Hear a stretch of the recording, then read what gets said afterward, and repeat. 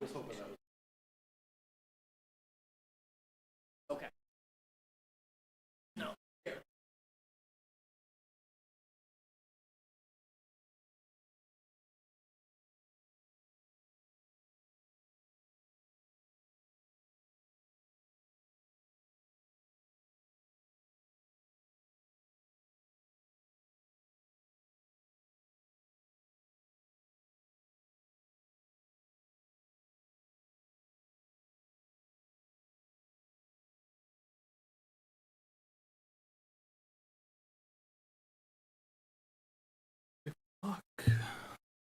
Are we all ready to begin?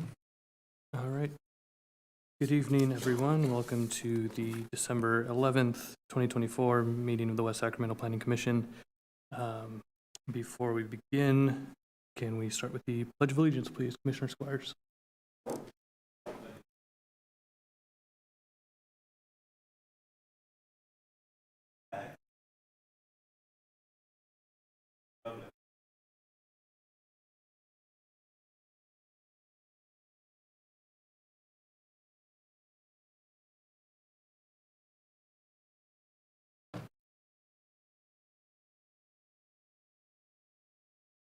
All right, thank you.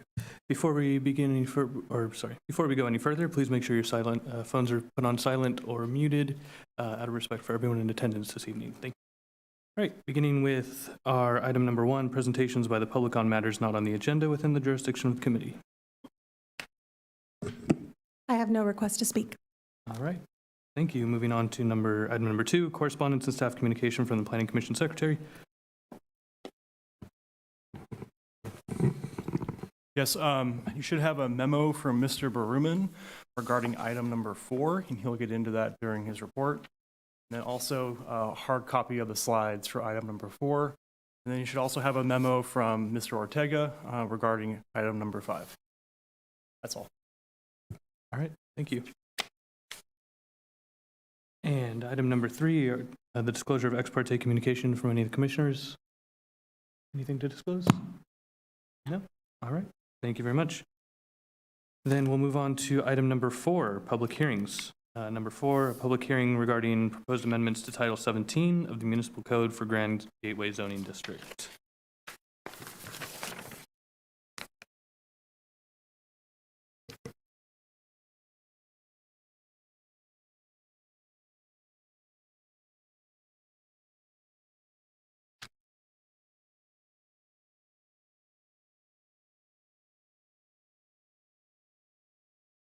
Top button is Sure. Yeah, here we go.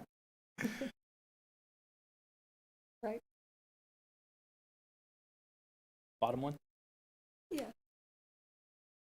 Great, thank you. All right, good evening, Chair and Commission. I'm Mark Paul Hemus. I'm the Community Investment Manager in the Economic and Housing Development Department. Economic Development and Housing Department. Tonight, it is my privilege to present with my colleague, Daniel Berman. And I would like to acknowledge the work of my colleagues, Program Assistant Jahail Budget, Community Development Director Andrea Aus, Economic Development and Housing Director Tracy Michael, Principal Community Investment Planner David Tilley, and Consultant AECOM for their work contributing to this public hearing regarding proposed amendments to Title 17, the City Zoning Code, to create the Grand Gateway Zoning District and related actions to streamline future redevelopment of the Grand Gateway area. As you'll hear tonight, the Grand Gateway area reflects the importance of the city's incorporation in 1987 to bring local influence and action to resolve the negative consequences of historical infrastructure and land use decisions that have had century-long impacts on our community. Through this local control, we have been able to reconnect portions of our community that have been bifurcated by State Route 275, assemble and clean up toxic areas, and work towards its transition to a thriving urban community. In recent past, the city has been successful in revitalizing portions of the Grand Gateway area by implementing the Grand Gateway Master Plan, a document adopted in 2013, which has resulted in the development of the West Gateway Place affordable housing apartments and installation of transit, pedestrian, and cycling improvements. Tonight's action will assist the city's planning and redevelopment of the remaining Grand Gateway properties, which comprises about 8.5 acres.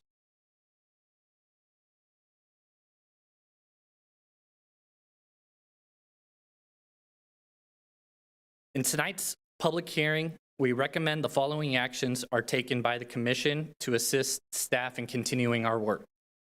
Specifically, we recommend that the commission finds that this project is exempt from CEQA review pursuant to section 15183 of the CEQA guidelines.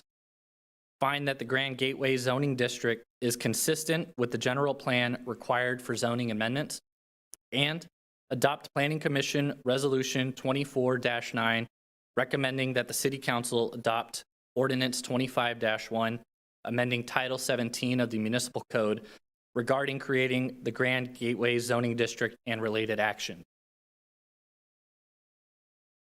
In this presentation, I'm going to provide an overview of the city's strategic past actions to acquire, assemble, plan, and develop the remaining Grand Gateway properties as shown in this image.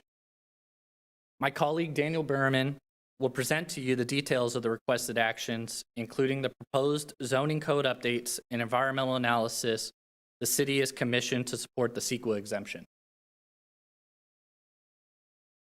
So I'd like to open the historical overview to reflect on the importance of staff's commission recommendations. These actions are an important step to help the city address the ongoing state and regional housing crisis that has made housing unattainable for thousands of households. Though it may be difficult to see in this image, Grand Gateway exists at the confluence of 3 planning areas, each with different planning and review standards. Though portions in yellow, the Bridge District, have since been developed, the remaining portions are impacted by the Washington Specific Plan and the West Capitol Avenue Design Guidelines. Therefore, the zoning district will simplify the planning and development review process for the remaining Grand Gateway area.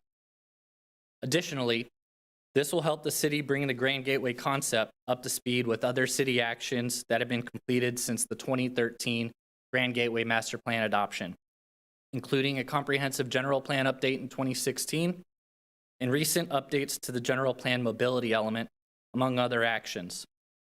And this will also incorporate additional parcels that the city has acquired to expand the Grand Gateway opportunity.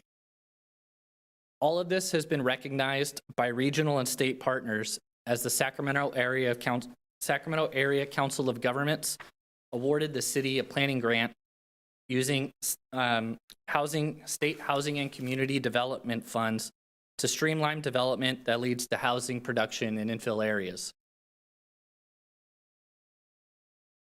Shown here is a high-level timeline of the key actions the city has conducted to redevelop Grand Gateway.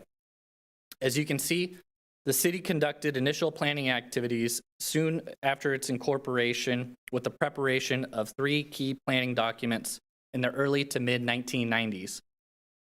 And we've continued over the next 30 years to transform this area that has been bifurcated by past state highway development and turn it into a high-density, mixed-use community that will support hundreds of housing units and other urban uses.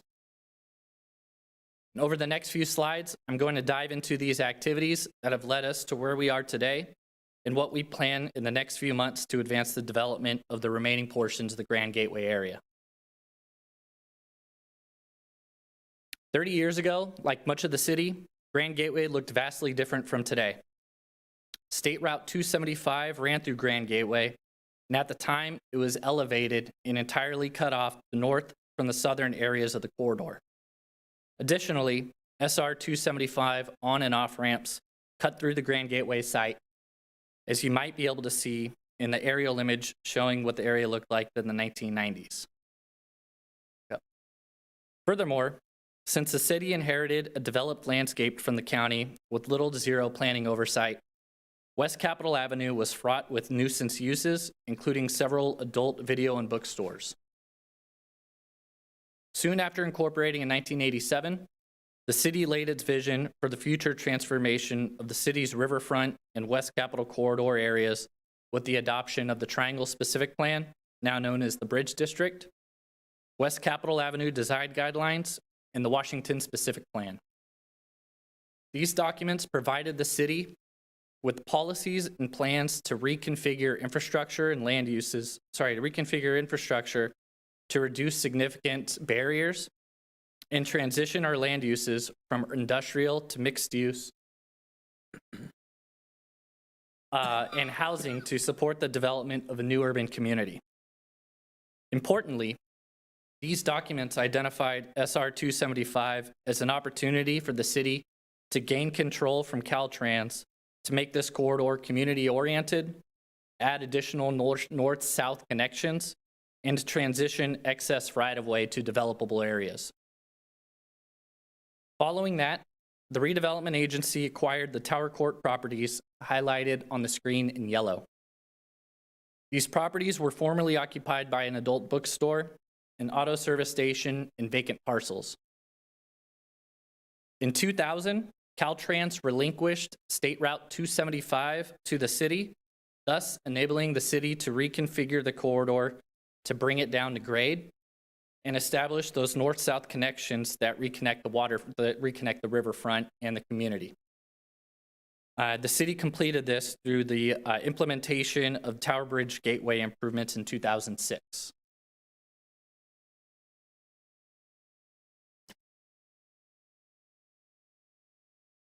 In 2013, the city prepared and approved the Grand Gateway Master Plan, which established a vision to redevelop this critical confluence area. While the planning activities completed in the 1990s were important steps for future planning and development decisions, it created a challenge where this area was impacted by 3 different planning documents and review processes. So the Grand Gateway Master Plan sought to establish a unified vision and design criteria to streamline future redevelopment. The preparation of the Grand Gateway Master Plan included significant involvement with the community, planning commission, and council through several workshops. After rounds of feedback, council adopted the master plan that created a vision and action steps to implement the plan. This master plan was put into action soon after the city's transfer of the Tower Court and Delta Lane properties from the redevelopment agency, which was dissolved in 2012. And also, we expanded the development area with the acquisition of the Old Town Inn site located directly adjacent to Capitol Bowl. The city's acquisition of the Delta Lane and Tower Court properties was requisite to obtain state grant funding through the Affordable Housing and Sustainable Communities Grant Program, which helped fund the development of pedestrian, bicycle, and transit improvements in 77 affordable housing units located at West Gateway Place Phase 1, which were all completed between 2017 to 2018. In the Tower Court portion previously highlighted was a documented brownfield or contaminated site based on the existence of lead and other contaminants from its former use as an auto service center. Since the late 1990s, the city worked with the California Department of Substances and Toxic Control to test and remediate those contaminants. After developing a remediation agreement with the state, the city executed site remediation and follow-up testing to obtain a certification that the property is now clean and safe for unrestricted uses, meaning that we are allowed to develop housing and other related uses on that site. So in recent years, the city has continued activities to lead to the expansion and redevelopment of the remaining Grand Gateway area. In 2020, the city acquired Roadway Inn through the state's Project Homekey program, and this funding has supported the city's efforts in addressing homelessness by providing emergency housing in the existing 40 rooms at that site. The city is obligated to operate as the site as an emergency housing for homeless individuals through the end of 2025, at which point the property may be redeveloped. In June 2023, the city adopted Resolution 23-52 to declare the city-owned Grand Gateway properties as exempt surplus land to initiate redevelopment. This Surplus Land Act exemption stipulates that the city shall redevelop the properties through a competitive open bid process that results in the development of at least 300 residential units, with at least 25% of those units being affordable to lower income households. Following this, the city issued a request for proposals in the summer of 2023 to redevelop the properties under the requirements of the Surplus Land Act exemption. In 2024, the city entered into an exclusive negotiating agreement with a development team that considers the development of 455 residential units, with 114 of those affordable to lower income households, a hotel, retail space, a parking structure, public plaza, and other amenities. Currently, the city is working on planning and mapping activities to resolve title issues that have existed on the properties since the city acquired the land from Caltrans in 2000.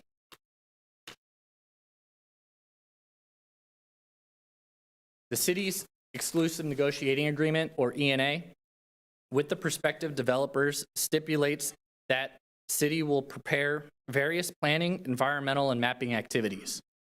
This item addresses two of the main objectives of the city's ENA responsibilities, and that we will prepare the Grand Gateway zoning district to further streamline planning and future development activities.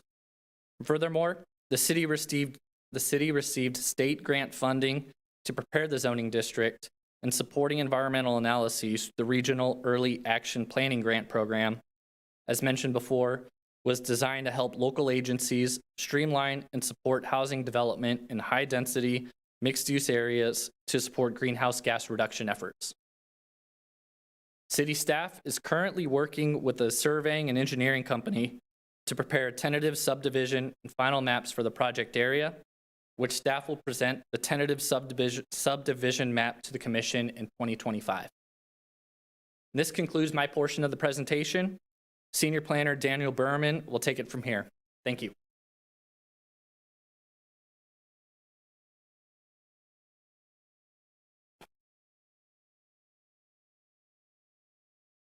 Thank you, Mark.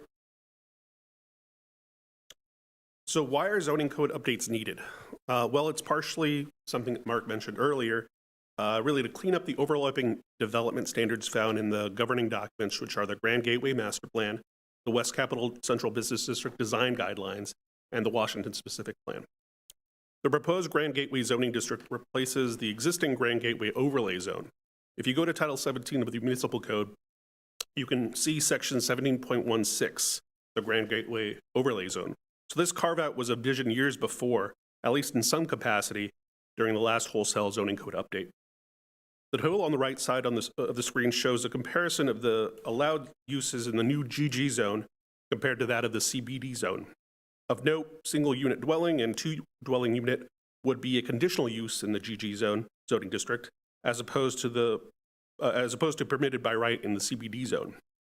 A few rows down, you'll see that hotels are permitted by right in the GG zone, while a minor use permit is required in the CBD zone. The complete list of amendments can be found in Ordinance 25-1, Attachment 2 in your agenda packet for this item. In accordance with the Muni Code and state land use law, zoning code amendments must be consistent with the general plan. The proposed GG zone aligns with the Central Business District land use design guidelines, designation. It's found to be consistent with Goal LU-5 of the general plan.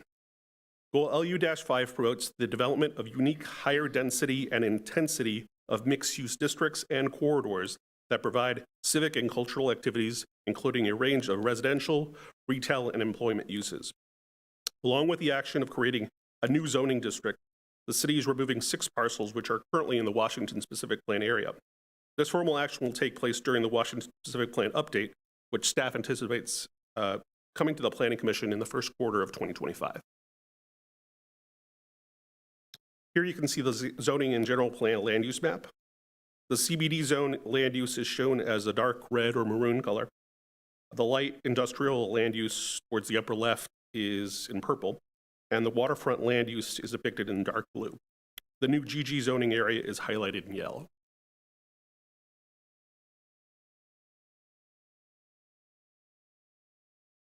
Regarding the Grand Gateway zone, the proposed changes are centered around the use in the Grand Gateway, master plan that better promote transit-oriented developments with high-density living. The new zoning district framework would support mixed-use developments, enhancing both accessibility and connectivity. As shown on the table to the left, the GG zoning district articulates development standards that for allowable uses, types, and densities, among other considerations derived from the CBD land use designation. The changes being implemented include increasing the minimum density of units per acre from 20 to 30, increasing the minimum floor area ratio from 0.3 to 0.75, and allowing a higher maximum building height proposed to be 90 feet. This adjustment will serve to increase the capacity for the area relating to both housing and retail. This will not exceed the limits outlined in the general plan, but do serve to maximize the development density. As far as the California Environmental Quality Act, this project is exempt from CEQA review pursuant to Section 15183, which allows for a streamlined environmental review process for projects that are consistent with the existing zoning and general plan policies for which an environmental impact report was certified. There is no substantial new information which results in more severe impacts that were anticipated in the general plan EIR. For more detailed information, you can see attachment 6, which is the 15183 checklist prepared for the zoning district. With that, the recommended action reads as follows, and this is where you should have received the errata sheet that does include the middle portion of which has the general plan zoning consistency. But I'll read it as follows. Find that the project is exempt pursuant to Section 15183 of the CEQA guidelines. Find that the Grand Gateway zoning district is consistent with the general plan as required for zoning amendments. And adopt Resolution 24-9PC recommending that the City Council adopt Ordinance 25-1, amending Title 17 of the Municipal Code regarding creating the Grand Gateway zoning district and related actions. This concludes our presentation for the Grand Gateway zoning district. We're happy to take any questions. Thank you very much for the presentation. Before we open it up to questions from the commission, do we have any public comment on item number 4? I do have one request to speak. Thank you. Brian Holloway.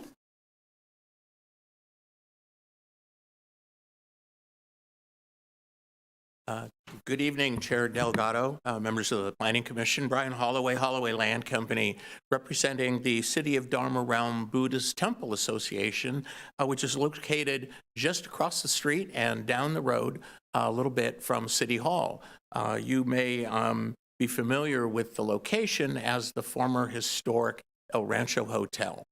There's been a Buddhist temple there since 1992, but because it's a walled facility and they have not been recently as involved in the community as they had in the past, you may not be aware of it. We've reviewed the proposed Grand Gateway zoning district plan and are pleased to see this new project and this new economic activity happening in our mutual neighborhood, and that will greatly benefit the city of West Sacramento. We are pleased to support and extend our support and endorsement of the Grand Gateway zoning district and its development plans to the Planning Commission. I would also like to extend an invitation to all of the planning commissioners to come tour the existing historic El Rancho Hotel site and see the existing temple that is there, meet the Dharma Masters who run the organization. It is a nunnery and a school, and we would enjoy having you come visit, and we would love to host you at the temple property, but we would obviously want to make sure that we comply with the Brown Act, make sure there's no problems there. So thank you, and if you have any questions, let me know, please. All right, thank you very much. Thank you. All right, at this point, I would like to open it up to the commissioners to ask questions or discuss any of the information presented by staff.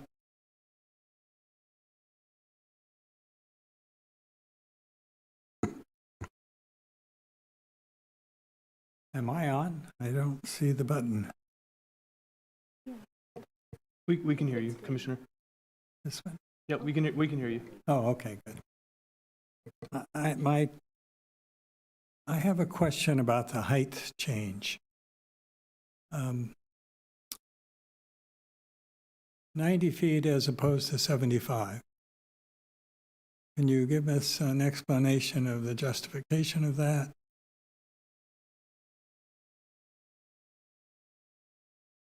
Yes, Commissioner Anderson. Existing height limitation for the CBD, 65 feet. We're proposing to increase that from 65 to 90. This decision is really to show that this Grand Gateway area is a transition from our city's waterfront area, like there is in the Bridge District and there is in the Washington Specific Plan, which have much higher height limitations. Exactly, exceeding one. I know for certain it exceeds 100 feet.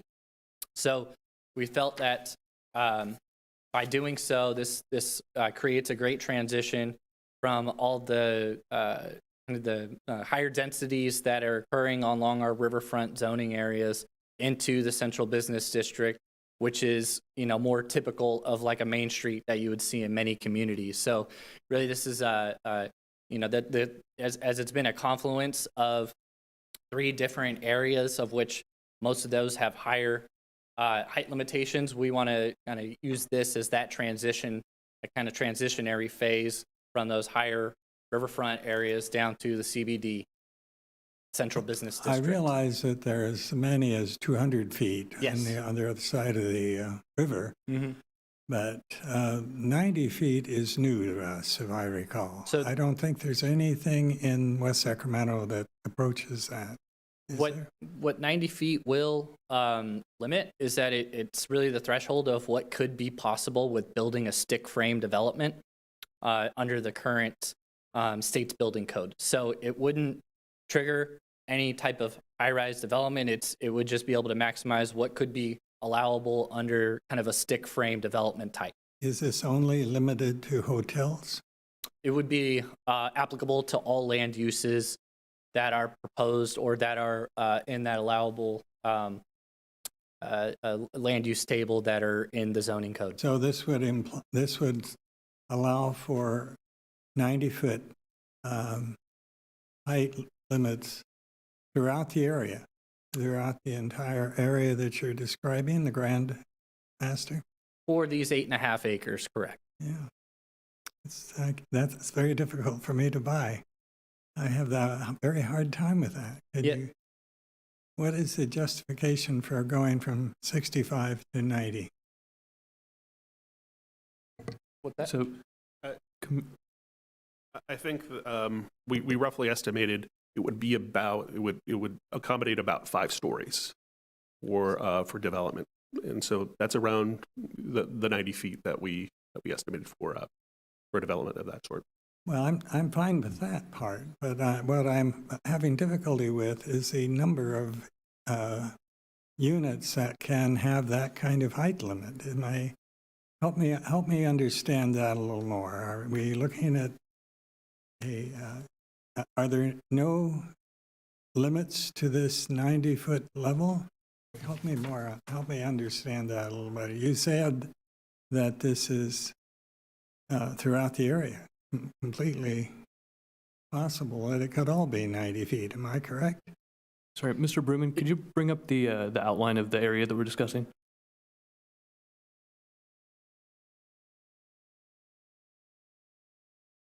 what I would like to emphasize is that we're not increasing the net allowable density for the area, so that will stay at 3.0, consistent with the rest of the central business district zoning limitations. So we're not exceeding that allowable kind of envelope of what could be developed.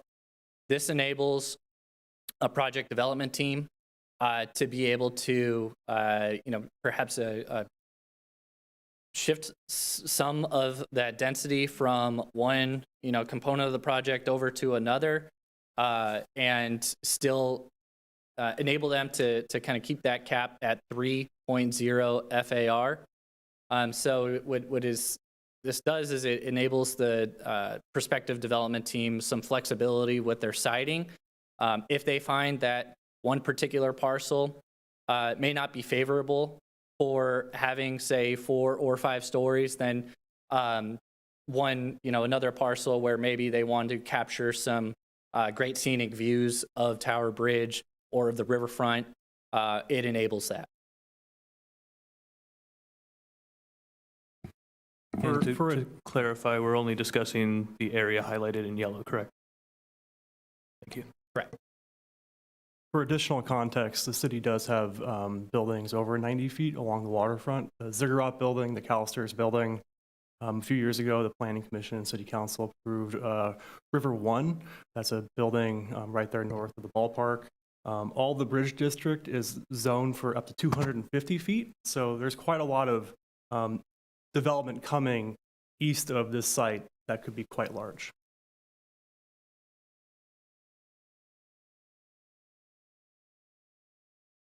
Any questions or comments from other commissioners?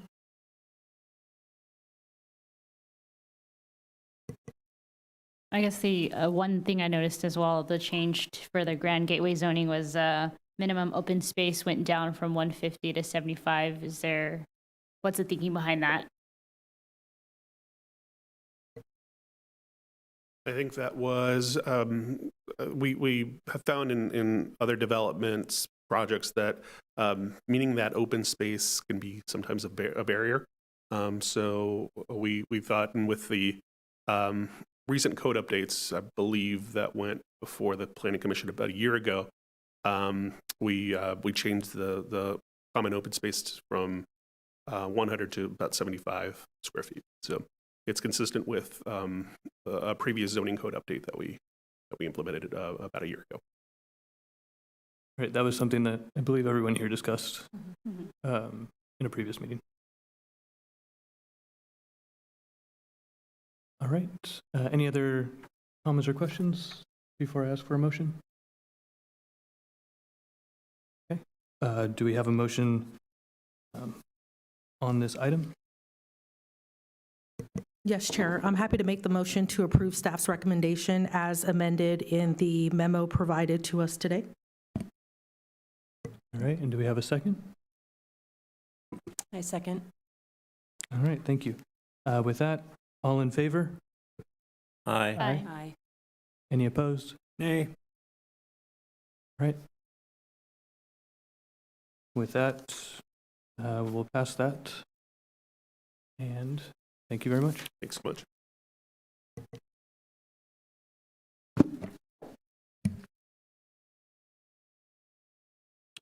All right. Moving on to item number 5, a public hearing regarding the proposed conditional use permit for liquor sales at a proposed convenience market at Arco, 45 15th Street. Good evening, Chair Delgado, Vice Chair Olivares, and commissioners. My name is Elijah Ortega, Associate Planner.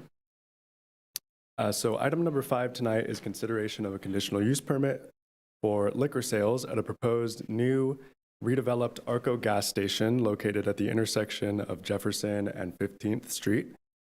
You can see an image here on the slide of what the property currently looks like. So the applicant is proposing to redevelop the Arco gas station to add an AM/PM branded convenience store outlined in purple, quick service restaurant outlined in red, and minor repair and smog shop outlined in green. So this is the site plan the applicant has provided for what the future of the property would look like. And here also is a rendering of the project. You can see the connected AM/PM and restaurant building, and also the repair and smog shop further south in the image along Jefferson Boulevard.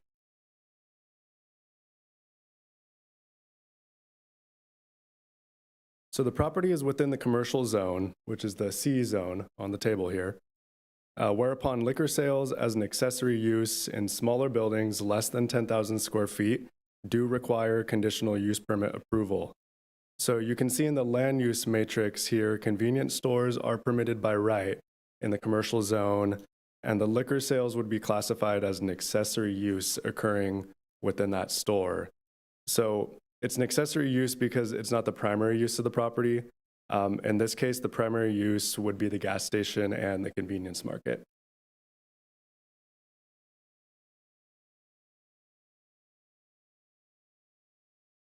So from a land use standpoint, the trigger that is requiring the conditional use permit is the sales of liquor in the store.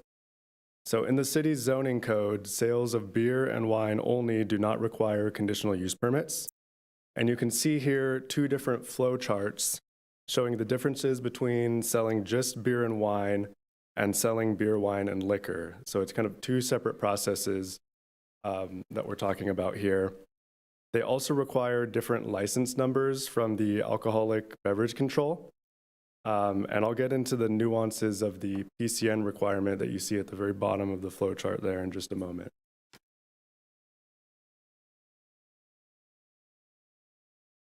So public convenience or necessity is terminology used by the Department of Alcoholic Beverage Control when someone is requesting a new license in a census tract that is already overconcentrated with licenses. And you can see in the text there, per the state government code, the local governing body, meaning the city council, needs to determine that PCN is met before ABC can issue a new license. So some example criteria that can be used to quantify public convenience or necessity are shown on the slide. But ultimately, the city council has generally broad discretion over the criteria that is used for a PCN. And I'm going to take a quick pause here and ask if there's any questions so far about PCN or anything else I've gone over. Okay. So per ABC, a census tract is overconcentrated when the ratio of licenses to population in the tract exceeds the ratio of licenses to population in the county. So in this case, we're only concerned with off-sale licenses, which are highlighted in yellow on the tables. And that's because the AM/PM store would be an off-sale license, meaning customers purchase alcohol for consumption off-site. So off-sale is another term used by ABC, and it means things or businesses such as liquor stores, grocery stores like your Targets and your Walmarts, anywhere where you can go purchase alcohol for consumption off of the property. And on sale includes things such as bars, restaurants, breweries, venues. So looking at the data, you'll notice that in this census tract, which includes parts of State Streets, the Civic Center area, and in the Bridge District, there's 1 off-sale license for every 664 people. So this represents more than double the amount of licenses per person in the county. So this census tract is considered overconcentrated by those ABC definitions. So let's talk a little bit about what that means to be overconcentrated. So practically, it means that certain businesses require the city council to declare a finding of public convenience or necessity. So when you're in an overconcentrated area, like this project is, a PCN is required for all new off-sale licenses for any alcohol sales, and most on-sale licenses as well. So you'll see in the table all new bars, liquor stores, grocery stores, or venues require a PCN from the county in this area of from the council in this area of the city. For restaurants, hotels, or breweries and wineries that manufacture on site, they still require a PCN, but for those businesses, it's a bit of a different process because the PCN is actually reviewed by ABC staff directly.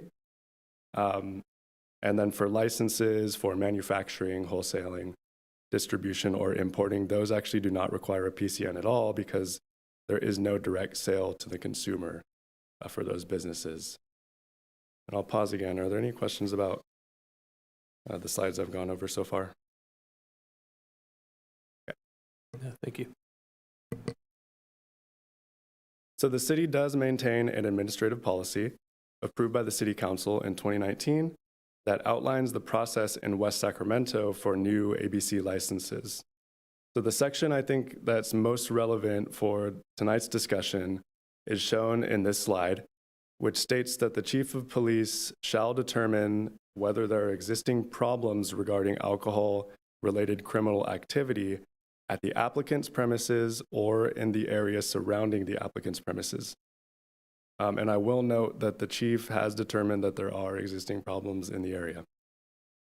So the policy goes on to say that if the chief does determine that there are problems, which he has, the chief shall object to the PCN.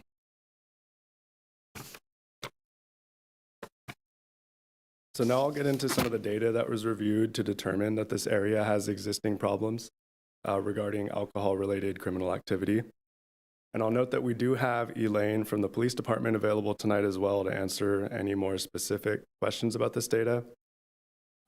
We looked at the calls for service data at the existing ARCO, which currently sells no alcohol at all, and compared that to similar businesses being the Chevron on Jefferson near the freeway on-ramp, and the 7-Eleven Market further south on Jefferson. 7-Eleven doesn't have a gas station component, but it is a convenience store. Both of those businesses, the Chevron and the 7-Eleven, currently have active Type 20 licenses, so they sell beer and wine. What we found is that both the Chevron and the 7-Eleven had significantly higher calls for service volumes, including specifically calls for nuisance-related activity that can be correlated with alcohol sales and use when compared to the ARCO. So in the case of Chevron, calls for service were about 85% higher than the ARCO, and the 7-Eleven was about 75% higher. So in summary, because of the existing problems and high calls for service numbers at similar businesses that are authorized to sell alcohol in the neighborhood, and because of the overconcentration already occurring in the census tract, staff cannot support the request for liquor sales at this property and recommends denial of the requested conditional use permit. That concludes staff's presentation. I ask that you conduct the public hearing, and I will note that the applicant and their representative are in attendance tonight as well. Thank you. All right, thank you very much for your report. Do we have any public comment on item number 5? I do have 2 requests to speak. Okay. Pete Tobin.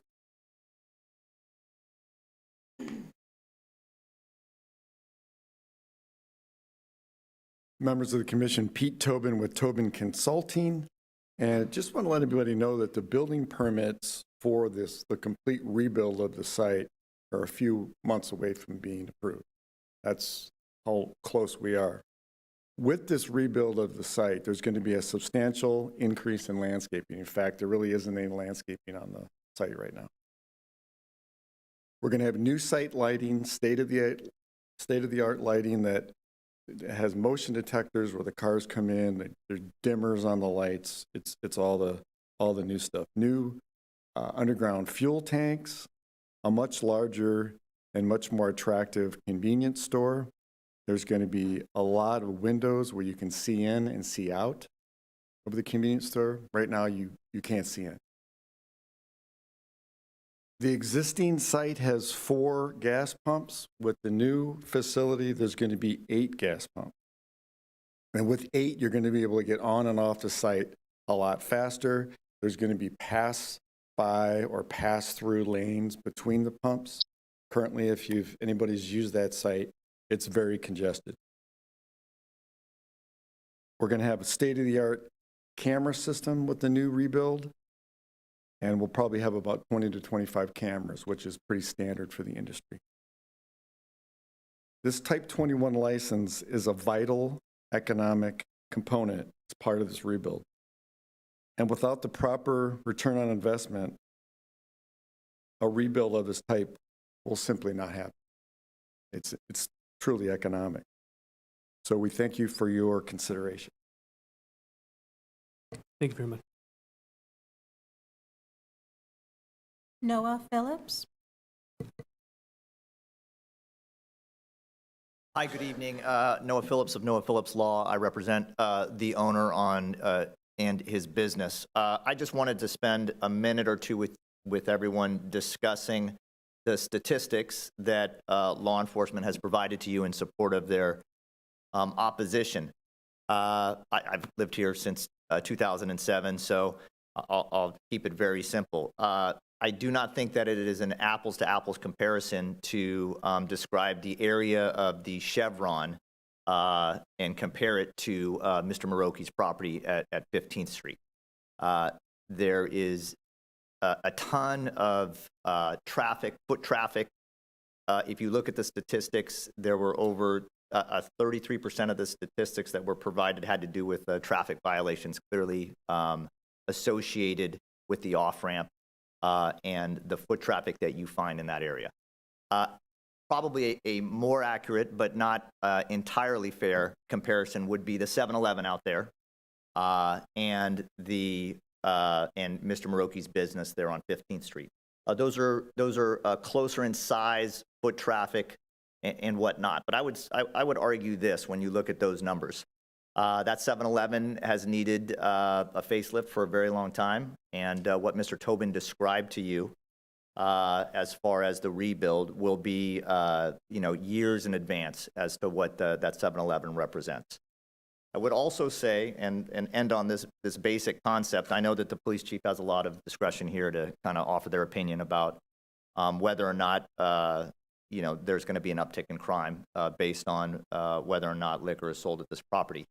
It is hard to glean from those statistics that were provided how many of those calls for service were really alcohol related. If you look at the calls for service, there's really a very low number that have specific information about being alcohol related, namely the drunken public charges. I spoke with West Sac Police, I believe it was Elaine. I made a Public Records Act request for information behind these calls so we could better understand whether or not alcohol was involved in these calls. They are not at this time able to provide the kind of in-depth information that I could work through to determine whether or not the calls for service were actually alcohol related. I'm not suggesting that they're trying to preclude anyone from reviewing that information. But in the big picture, if you look at their statistics, there's a very small number that deal with alcohol specific.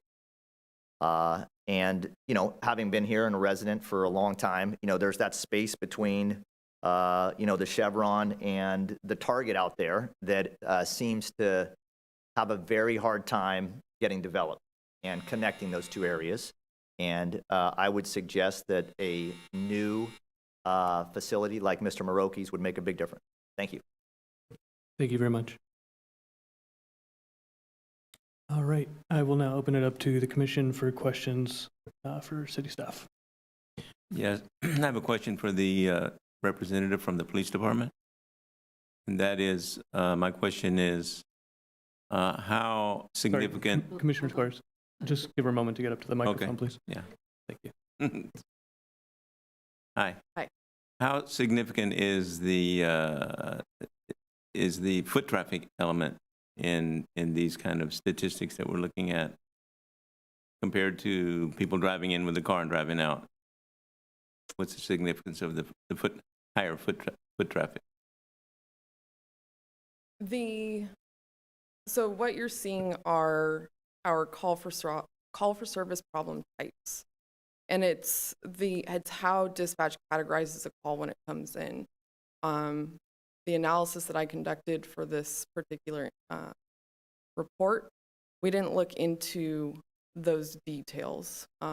We did a standard procedure of pulling the call for service types and then looking at those to see what is the totality of calls that the impact has on those or on any of these locations. I can give you a rundown of the public nuisance call types, which I think is what is impactful to these locations, and it really more applies to what the business license or the ABC license is dealing with. And for example, with the Chevron, excluding the traffic stops, the first 1, 2, 3, 4, 5, 6, 8, roughly 9 call types. So starting at trespassing and going down to fight verbal. Those are the top calls for service at that location, and all of those are considered public nuisance. So I know that's not directly to your question of foot traffic, and obviously these locations are different given their geographic locations within the city, but I would say that, you know, we have to take in the totality of the area, what the concentration of the, you know, current alcohol licenses are, and all of that. And that's, you know, that was what the chief took into advisement. I would say trespassing could be a foot traffic one. To kind of circle back again to your specific question, a suspicious subject, those are a lot of times people that are on feet, they're walking around the location. Homeless complaints are a lot of times people that are on foot. So I don't have a way to say that person is on foot, that person's in a vehicle. The calls for service that come in, there's a lot of information in those calls, and there's a lot of dynamic information that goes into those calls when the officers are on scene. So to be able to drill down, you know, a 463 calls of just the public nuisance types, we did not do that. Sorry, before I usually allow the other commissioners to ask first, but could you just define for us call for service? So for example, the traffic stop, did that originate at that location, or is that kind of where the police officer engaged with? Yeah, that could be, it could have started on the freeway, it could have started down the street, and then the officer says, hey, I'm doing a traffic stop, our final location is here. Or it could be that they saw them in the parking lot and approached them in the parking lot. So that is, there's a lot of play with that one. Okay, thank you. You're Sorry. Did you have any follow-up for that? No. For sure. To what extent can you respond to the question that was asked earlier when they attempted to get the information by this evening about the use of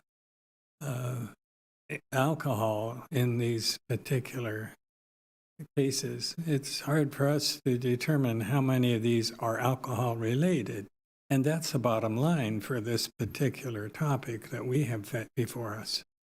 Yes, that's correct. And all of these, the call for service data, which will have that information, that's dispatch's data. So I cannot even supply that information.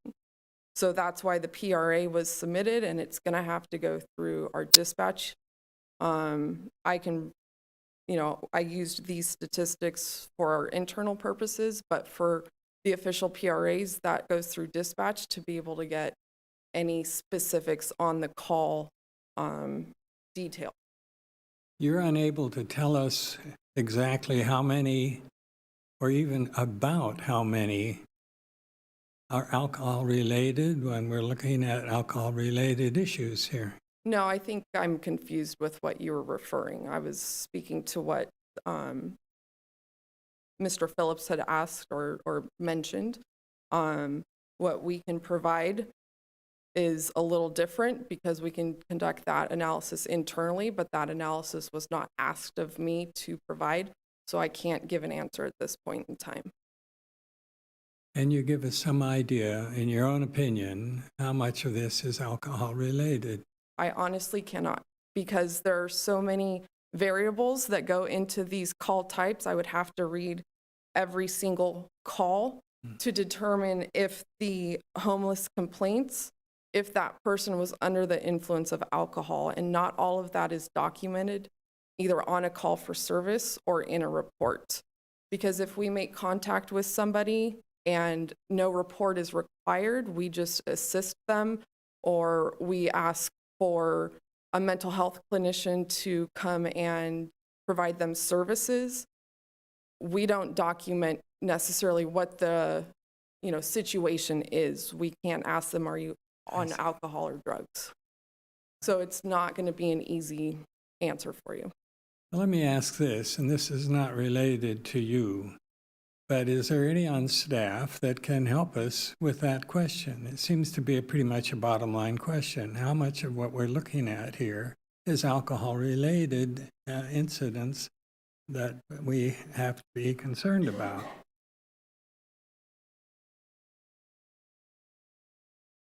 Yeah, thank you, Commissioner Anderson. I think it's a great question. I think what we're hearing from Elaine and from the police department is it's really hard to say how many calls.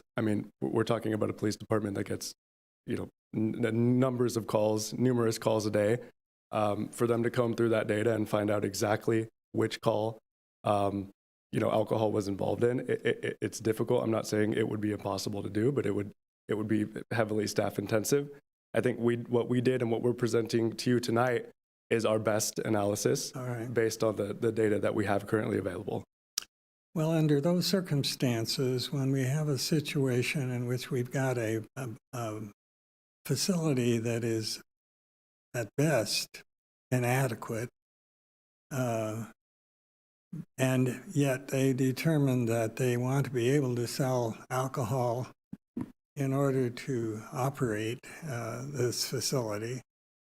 Now, we have other issues. There's other items that you brought up. But to deny that means that we may just be looking at a dump for a long period of time. Is that a fair statement? I think it's an accurate characterization of the situation. Sure. Yeah.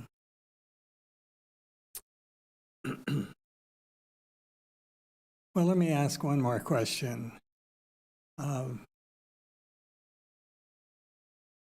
of the other service stations, or that is definitely a passé term, gas stations are that have many the various markets and various things that we're used to seeing. All of them in that area do have access to alcohol, at least beer and wine. Is that correct?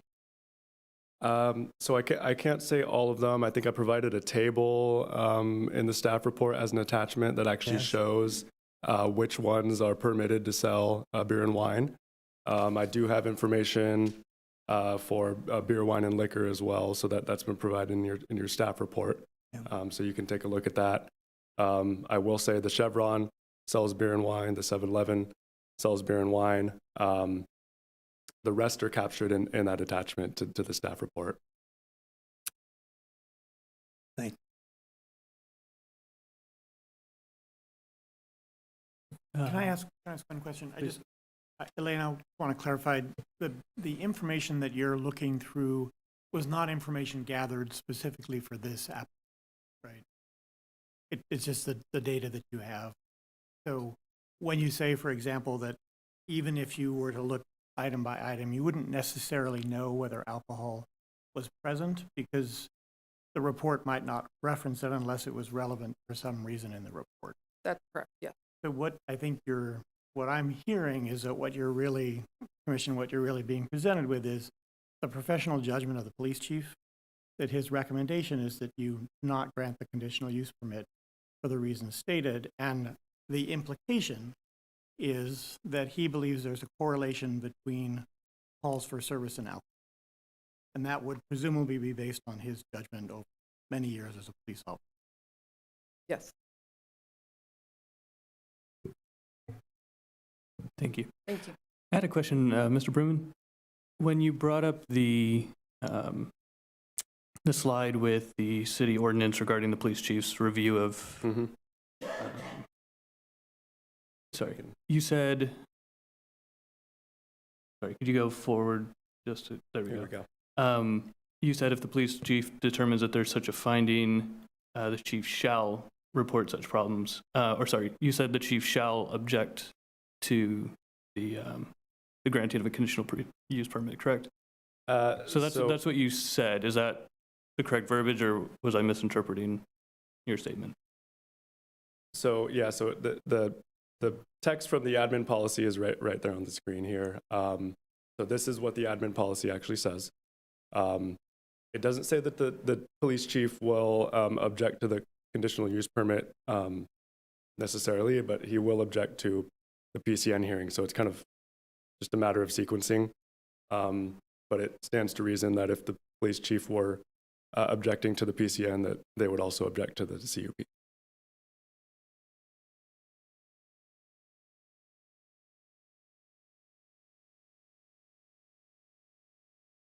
Okay. All right, any other discussion or questions from the commissioner? Okay. Has it been considered that there is a little bit of a disconnect between the three locations that were presented to us today? So for example, the Chevron is quite close to the Jefferson exit, where there is quite a bit of panhandling, transient activity under the freeway, such. The 7-Eleven, no gas stations. People are only going there essentially to pick up liquor. You know, there's not a whole lot of eyes on the location. I don't think I've ever seen that parking lot full.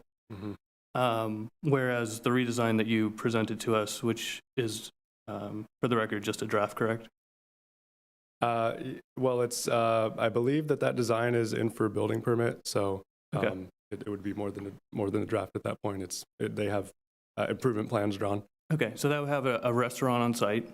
Yeah. It would have a convenience store and quite a number of pumps with significant lighting, which, being a bit further away from the Jefferson Avenue exit, and having probably more traffic than the 7-Eleven, I mean, I think we would expect to see probably more calls for service, but I don't see it being directly related to alcohol. I think it would just be a more populated site, but again, with more eyes on the location, with more vehicle traffic, people coming in for various activities, I think that might actually be a benefit to, that side of Jefferson being more residential. Just something to consider. Yeah, I mean, I think that's probably accurate. I mean, you have a newly redeveloped station, more gas pumps certainly would increase the traffic of both people arriving by vehicle and probably people arriving by foot as well. And the restaurant certainly would increase the amount of people traveling to the project. So I think that's accurate.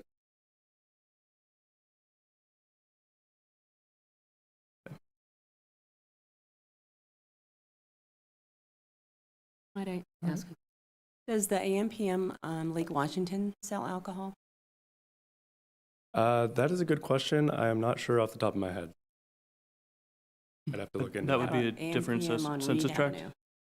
It would be a different census tract. That's correct. Yeah. So, but I don't know off the top of my head. I could have to look into that. Question. Yeah, please.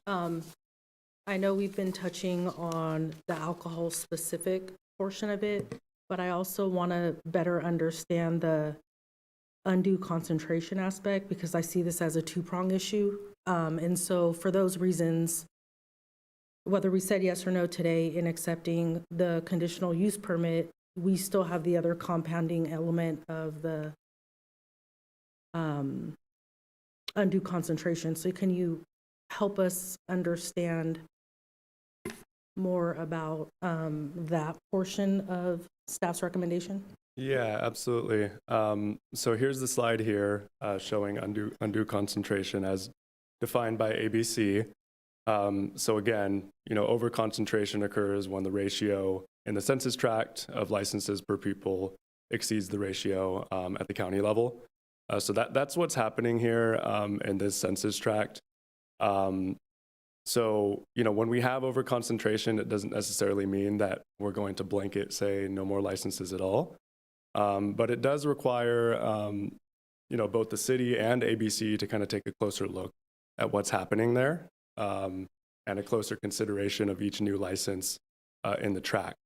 So, really, I think staff generally has viewed this as kind of a baseline level when we run into overconcentration issues. where we take a look at the baseline, we take a look at the number of licenses in the tract, determine if it is overconcentrated, and then really have to consider on a case-by-case basis whether or not staff would be recommending issuance of a new license in an already overconcentrated area. I will say more broadly, so meaning the city as a whole is overconcentrated for the most part in ABC licenses. Could possibly be a function of the city's total population. I can't really say for sure, but we do take a look at the ABC standards for each new license application that we get in, and that's one of our kind of criteria that we have to look at is it in an overconcentrated census tract, which for the most part, unfortunately, they are in most parts of the city. So am I to understand, despite an approval for the conditional use permit today, it could still end up being a no by the ABC? Not by ABC, it would go to the city council for a Okay. PCN hearing. So if the planning commission were to approve or want to approve the request for liquor sales, again, want to remind the commission that we're talking about a request for sales of liquor here, not only, right? Beer and wine as well, but what we're primarily concerned with is sales of liquor at the property. So again, if the commission wanted to, approve that CUP, I think we would ask the commission to provide staff with some time to come back and basically rewrite the staff report. But ultimately, if the commission were to approve that, it would go on to the city council for a PCN consideration, at which point the council would have to consider all the factors that we discussed tonight. Could I ask? Go ahead. Just kind of a follow-up question. When was this census? What year is this census specifically? This is from 2020. Okay. So these are figures from 2020. So it's not including the projects in the British District right now, the apartments, the ones that we just heard about in the Gateway area? No, the baseline would be 2020, so from the 2020 census, so it wouldn't include any additional population increase. So maybe we could anticipate that ratio would probably go up. It could, I can't really say for sure. It depends on the results of the next census. Thank you. I would like to ask a little more about conditional. Mhm. If we either deny or approve, and are there additional limits to that use that can be applied? There are. And could you describe and detail those for us? Yeah, certainly. So, and I think that's a great question. So, conditional uses, the city does have discretion over kind of what that looks like for the business. For something like this, typically when a business is engaged in selling alcohol, we impose conditions such as operating hours, sometimes restricting the hours that the business can sell the alcohol, restrictions on the size of the bottles from time to time, obviously restrictions on consumption at the property. So there's a number of different conditions that the city, has discretion over. This specifically asked about beer, wine, and alcohol. If we do not agree with the alcohol portion of it, but agree with beer and wine, is that something that we could approve without going into the full gamut of it? So beer and wine, again, would not require a conditional use permit. Again, it's the liquor that's triggering It's the liquor that's conditional use making permit. this happen. I So see. if the request from the applicant was just for beer and wine, it would go straight to the city council for a PCN. I see. Okay.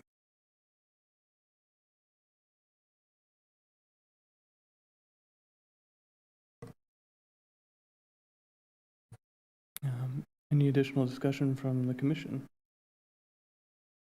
The only thing I would add is I think that we all agree that there was more information highlighting the nuisances as a result of alcohol, but we may not have been overly convinced based on the data and asking more probing questions to help us have an affirmative understanding that these are truly alcohol specific. And I'm familiar with calls for service, and I understand how the police department reports out this information. But I will say that it seems that absent having that specificity of information may be challenging for my colleagues to weigh in on that. Where I think there's an opportunity to better understand the police chief's angle on the information that was provided and intended to be presented to the commission is how these nuisances maybe impact more pressing and priority calls that they're likely unable to get to right away because they may be derailed or having to be pulled to a convenience store that happens to sell alcohol-related call. I think most of us should be aware that we just passed a tax measure to better support our public safety resources.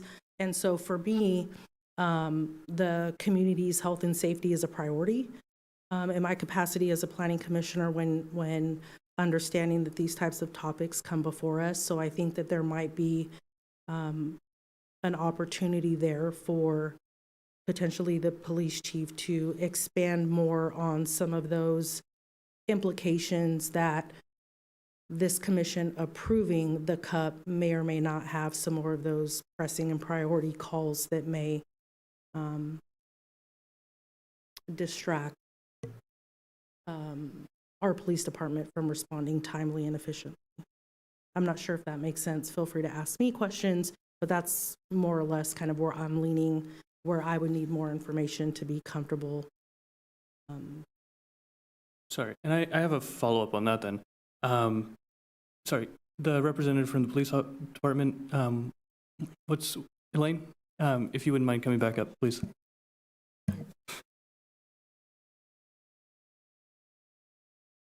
Thank you. So comparing so Mr. Berruman said that in the past when this has come up, oh, sorry, Mr. Ortega, I'm sorry. In the past when this has come up, the city as a whole is kind of oversaturated with liquor licenses, according to ABC's definition of that. So when these are approved anyway, does the police department see an increase in calls? So instead of going from 27 calls, for example, now we're dealing with 190 calls at Chevron and 190 calls at the ARCO?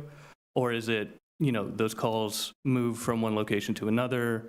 Is it, how does this? That's a very fair question, and I do not have an answer to that, and I'm not going to make one up either. Okay.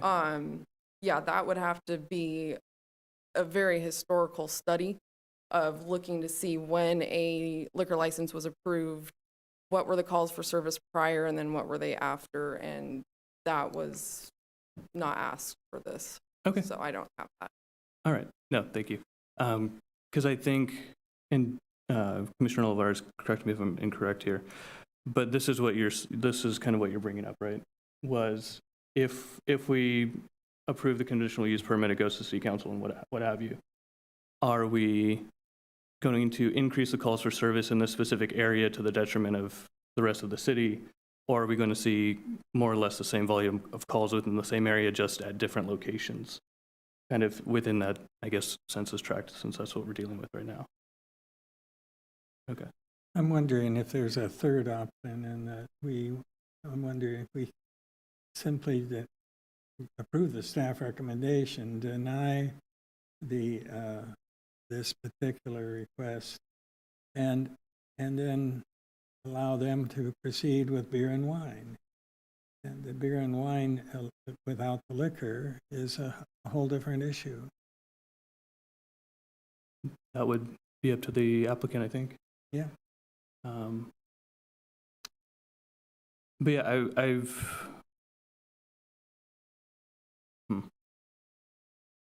save my comment for later.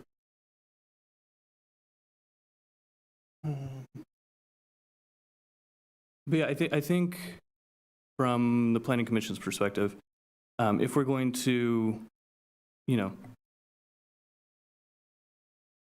if we're going to be going based on the police chief's recommendation, I think it would be helpful to have that kind of historic data, and whether it's required by the staff to request that, or the applicant to request that. I think that in order to be fair to people coming before the commission and potentially before city council, that, you know, we're not just denying them outright because we think there's going to be an increase in calls for service, where in reality, we look at the data and what happens is a few calls, you know, move from one location to another, but overall in the area, there's not a huge increase.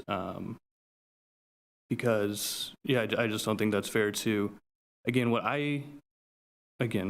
just based on a hunch, the location of this ARCO, compared to the two locations that it's being compared to, I don't think are entirely analogous. And I do see a potential benefit in increased traffic visibility, and the variety of type of people that are coming to this location. If there's a restaurant, you know, minor car service location, and a convenience store as well. So, yeah, that's me there. Reading on from page 89, it says, adding an additional license would exacerbate the overconcentration, potentially contributing to negative social and economic impacts associated with excessive alcohol availability, such as public nuisance issues, loitering, and vandalism. I think that I think it's not debatable that it adds to the overconcentration to approve this, and so, you know, I feel like voting along with the city on it, because I don't think there's any doubt we're adding to the overconcentration to approve the sale of liquor there. Well, no, there's no doubt that we'd be increasing the ratio of licenses per person. What my comments are is that I don't think we're going to necessarily be increasing the overall calls for service in the area. I don't think we'll be decreasing them, but I don't think we'll be increasing them either. And I just want to add just to kind of some of your comments that the reason that we, you know, looked at those particular locations was because they were still within the same census tract. So that just made sense to provide that information. I know that geographically they are different, but they are only, you know, less than half a mile away. Part of our concern is just drawing in that foot traffic, or creating an environment where people then linger in that area because the alcohol is being sold, where I don't have the stats to, you know, prove things. It is just by, you know, being in this field and experience, that typically does occur. And, you know, like you said, we don't know how much it's going to increase, decrease, stay the same. But that is one of the concerns for the chief. Thank you. No. And like I said, I understand the proximity of the two locations compared to the one that we're discussing. But again, I don't feel that they're entirely analogous to each other, but no, absolutely understand that, you know, got to compare as best as we can with what is available. I'm prepared to make a motion. Okay. Yes. I Commissioner move, Anderson? I move we approve the staff recommendation, deny the application. All right. Do we have a second for that motion?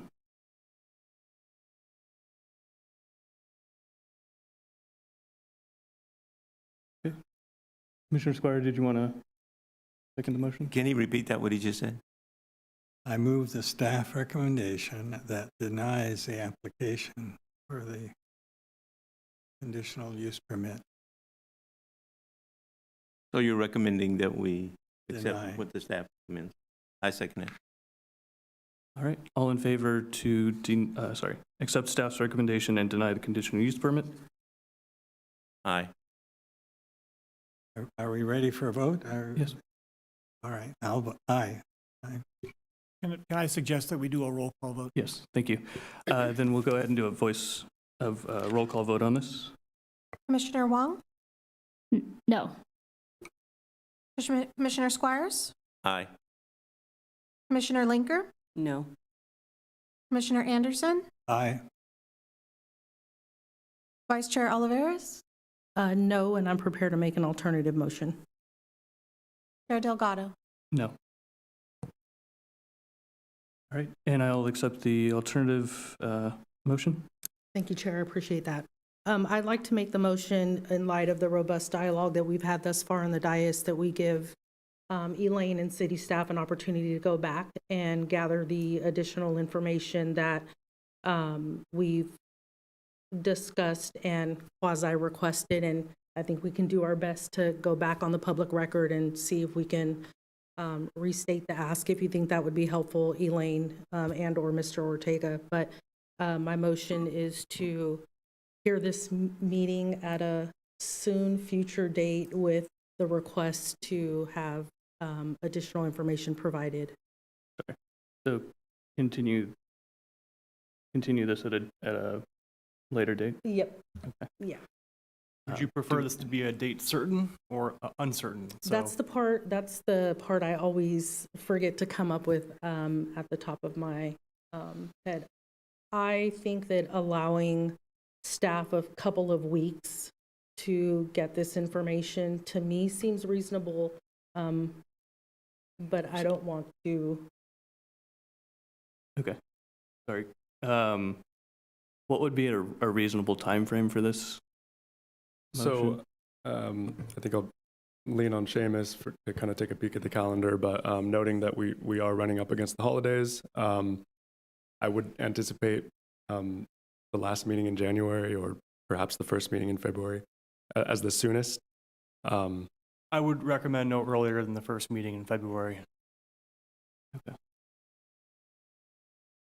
Great, then I will restate my motion as I would like to move this meeting to the first meeting in February to include feedback and or additional information that's been requested on the dais this evening as it pertains to the police chief's comments and the calls for service data and additional analysis that we've asked.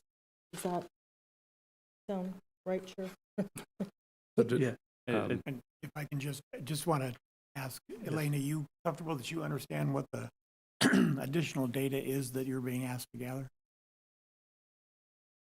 We can clarify that if you need.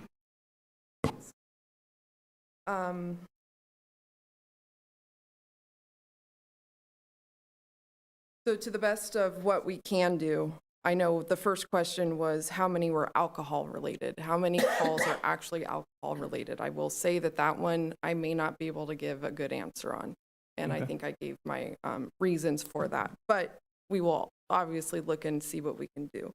But I think to your point, sir, was looking at an increase, decrease in calls for service after a license was issued. So that's one point that I have. Right, and I would like to make sure that it's within this, a similar area. So you've chosen 2 additional convenience stores in this option. So if there's something similar where, we're adding a third location in between 2 other locations, within that, general area, did calls go up? Or was it, did they stay relatively flat within that area, not just specific to the one site? Okay. Thank you. And then the implications that those calls may have in impacting our existing police resources to address the more priority calls. Okay. And not to add to more reports for you, but I'm also curious about the other census tract license 21s, like the Bros Liquor. I don't think Rite Aid and Walgreens is necessarily comparable, but the liquor store perhaps might be interesting to know the service calls there. Okay. Thank you, Commissioner Wong. So I have, roughly 3.5 that I can get back. Thank you very much. hesitate to reach out to staff if you have clarifying questions. They do a really good job of keeping us informed, and we're happy to clarify off the record whatever you might need to help get us this information. And thank you for your time this evening, Elaine. We appreciate it. And I think we just. Okay.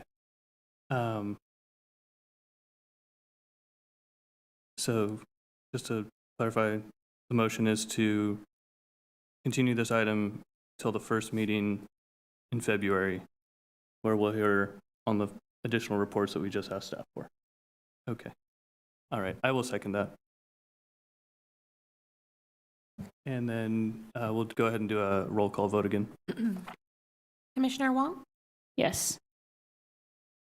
Commissioner Squires? No. Commissioner Linker? Yes. Vice Chair Oliveras? Yes. Chairperson Delgado? Commissioner Anderson? Oh, sorry about that. Commissioner Anderson? Nay.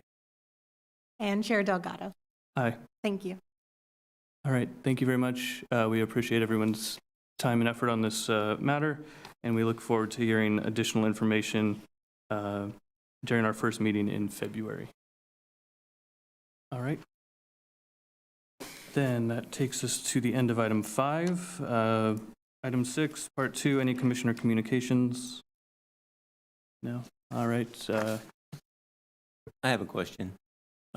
If we wanted to visit, we were invited to visit the Dharma Realm facility, how is that going to work? We want to do it. Just call them ourselves and. I will send out an invitation Okay. to you all with their contact information. Okay. All right. Thank you very much. Then with that, we will adjourn. Thank you.